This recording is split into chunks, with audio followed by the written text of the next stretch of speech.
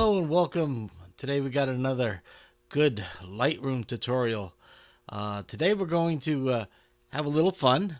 We've took a photograph here of a old ghost town, and what I'd like to do is take this photo and actually make it look like it's from the Old West. You know, give it that antique look, that Old West look. So we're going to try to achieve getting it to come in somewhere about here. Okay, so and you're not going to believe how easy it is to edit a photo like that. Okay, so let's go ahead and just dive right in. All right, so the first thing I notice is I'm looking at the photo and I'm looking at things that will ruin the effect, right? Modern day appliances and modern day things are going to ruin the photo. And one of the things I see here is the power lines and the plywood doors that are boarded up have the stencil on there. Those are dead giveaways that it's not a an actual old relic. So we need to take care of those. And luckily Lightroom makes it really easy. So we're going to go ahead and start off with the clone brush. And I'm going to set the brush with a little bit of feather. Okay, so it's not too hard of a line. And we'll start with about 75 opacity. We'll see how that works out.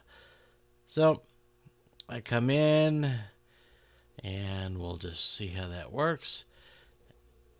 And that looks pretty darn good. We need to adjust it just a little bit. It doesn't look too bad. And we'll do the same thing down here.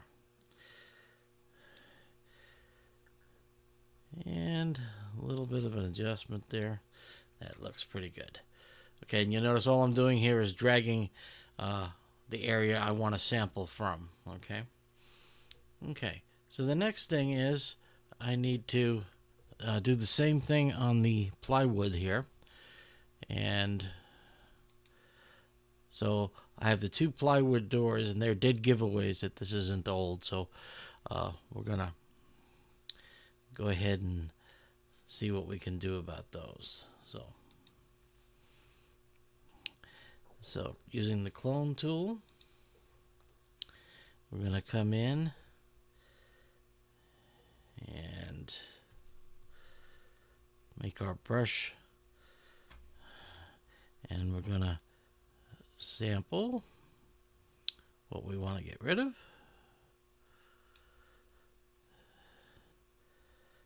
And drag it to an area that's more believable. That doesn't look too bad. And then we got to do the same thing for this one. Again, pull away from the door. And where we're going to sample from.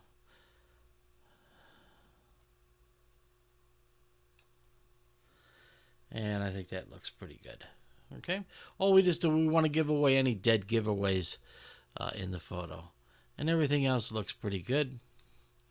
So there we are. We've got our basic canvas ready. And now we're going to go ahead and start working in the photo. The first thing is on the basic. I always work top down when I work in Lightroom. Just works well for my workflow. It is pretty well logical laid out.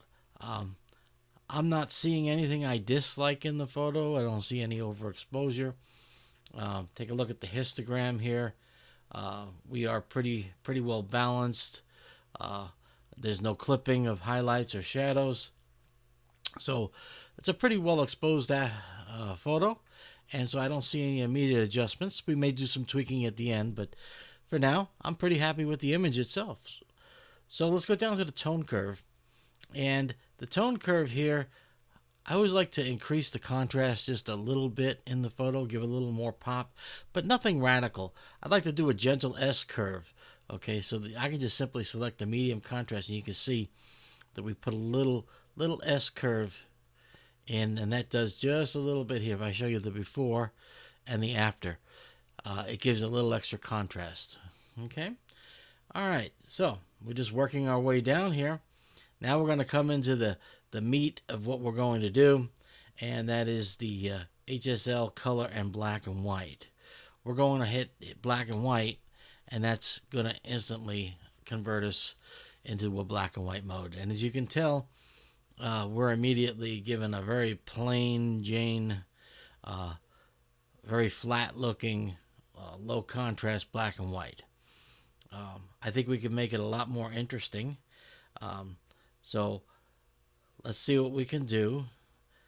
One of the first things I notice right off the bat is I'm just not liking the sky.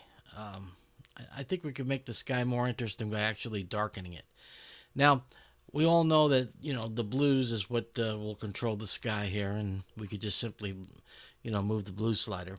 But Lightroom's got a built-in sampler right here. Just hit this little button, and then just simply go to your picture and then click and drag up or down to change the exposure. So I think that makes the sky a little more interesting and gives our photo a nice little pop. Okay. All right. So yellows. See, I'm changing here the yellows. And again, don't worry about what's right or wrong. It's what looks good. You're using your eye here. I'm increasing the drama of the photo. Okay. The greens. Again, looking at the greens in the grasses till I get the appearance that I want. And I'd say about right there. And I think we're looking pretty good there. We've improved it here, so just a little before and after, just to see how much we're already doing. We've got a lot to work to do to get to that effect. So the next section we're going to go to is split toning. And split toning is where you introduce a color tone into the highlights and you introduce another color tone into the shadows. Can really make your photos more interesting. So we're going to go ahead and take a hue. And again, I'm just, notice I'm not moving, I'm moving it and nothing is happening. That's because the saturation is at 0. So if I want to see what I'm actually doing, I got to move the saturation all the way up. So for now, I moved it all the way to 100% so I can see what I'm doing, so I can see what colors I'm working with. And then I just move the dial until I get a color that I want to work with. And I'm leaning toward a little more on the sepia side. That's not bad there. That's for the highlights. And I'm going to then go to the shadows, okay? And again, I'm going to pump up the saturation, and then I'm going to move the shadows till I get to the color that I want to work with, okay? And again, I'm using my eye and my taste, what I like, okay? Okay, that's pretty heavy-handed there. Okay, so let's drop the saturation because I do like the color. I just don't like oversaturating. So I'm going to drop saturation out till I get the tones that I want in the image. And that's not looking too bad right there. Okay. Let me see if I play with the highlight saturation, if I like that. Again, all the way up, it's pretty strong, but I'm actually liking it. It's not bad at all. We've already made the picture look 100 years older than when it was when we started. All right, so now we're going to go into the detail section, and I always like to go in one-to-one and look at when I'm doing any sharpening. So I take the sharpening things, and I can take a look here and make sure that I don't over-sharpen. And I'm looking at the little viewer here as well as the detail in here. Very important to do one-to-one, okay, when you're doing sharpening. Okay, and I'm going to say about 48 looks pretty good. Now the masking, okay, the masking is if we restrict what is getting sharpened. In other words, if we're looking at the whole picture as a whole, do I really want the sky sharpened? And, do I want every blade of grass?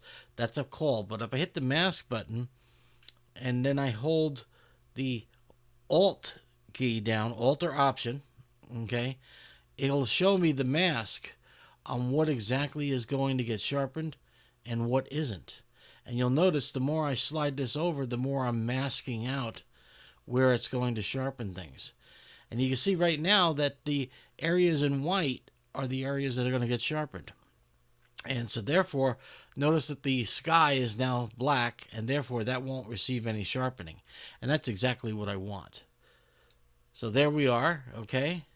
And I like that. I like that a lot. It's looking really good.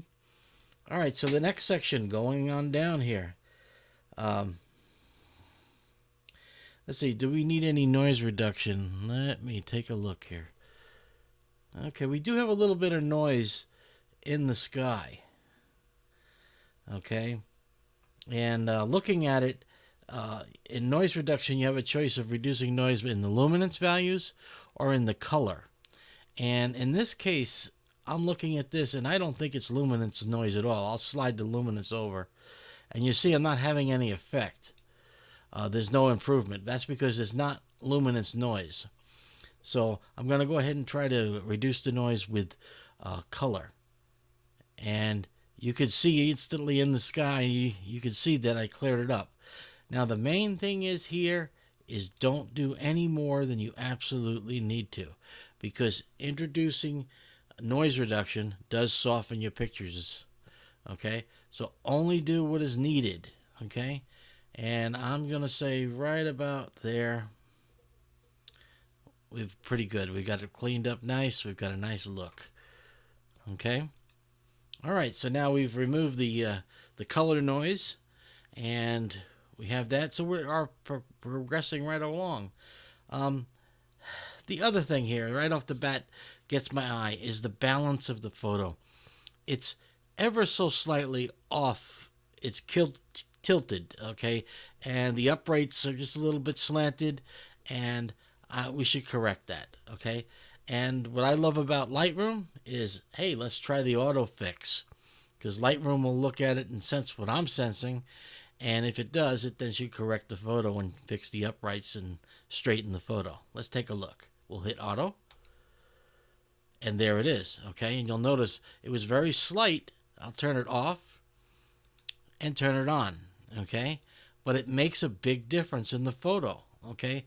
A lot of people don't, spend time on the little details, but these little details absolutely matter, okay? So we've corrected the uprights, and we have the picture now nice and straight, okay? Our next thing here is going into effects, and this is just if we want to do some vignetting, okay? If you turn around and take the vignetting and you go this way, you darken the edges.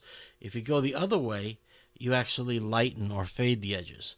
And in this case, since we're dealing with an old photo, I actually want to lighten the edges, okay?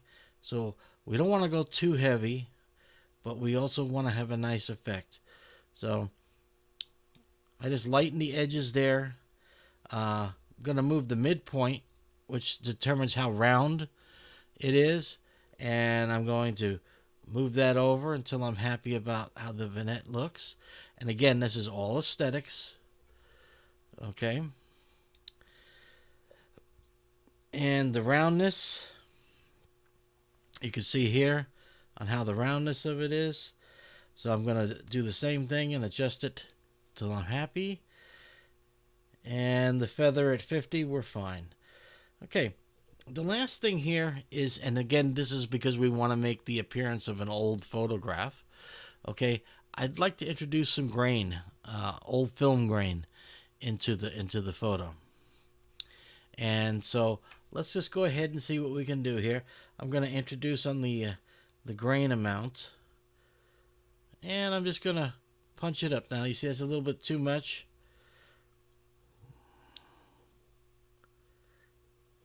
I don't want to give a lot. I just want to give it that film look, like this was a film photograph. Okay, so if you take a look, okay, let me zoom out so you can take a good look here. All right, so this is with the vignetting and the little grain added. Okay, see how we made the picture look old, faded a little bit. And again, when you're doing this with your photos, it's your personal taste, your product, and what your goal is at the end. Okay, so I'm pretty happy with it. And if you can compare, okay, this is the original that I did, okay, and I went a little on the dark side on the sky, and here on the rim I went a little lighter. If I wanted to go for the darker look, that's as simply as increasing contrast. Okay, I could increase the contrast if I want, and I could come into the black and white section, hit the tone, and then take the sky down, and you can see right there we're practically at the exact same thing. Okay, so that's basically all there is. It's that easy. The main thing is to have fun. What we looked for, everything is working just the way we wanted. We have that old look. You know, more I look at it, the more I just like the light in the sky a little bit. I don't know why.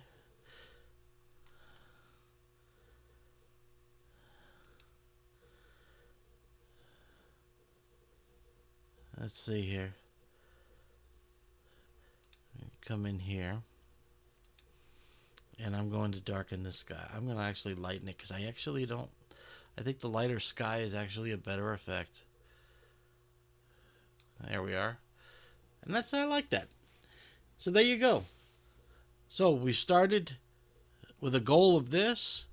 We wound up with this, which I think is a pretty neat version. And, you know, with the beauty of Lightroom, you can make virtual copies and make several adjustments and make several versions of it, and then determine which one is your favorite edit. Okay, so hopefully you found this useful. Until next week, you guys take care. And if you haven't, please hit the subscribe button. So this way you'll get notified when we do put up a new video. And until next week, you guys take care.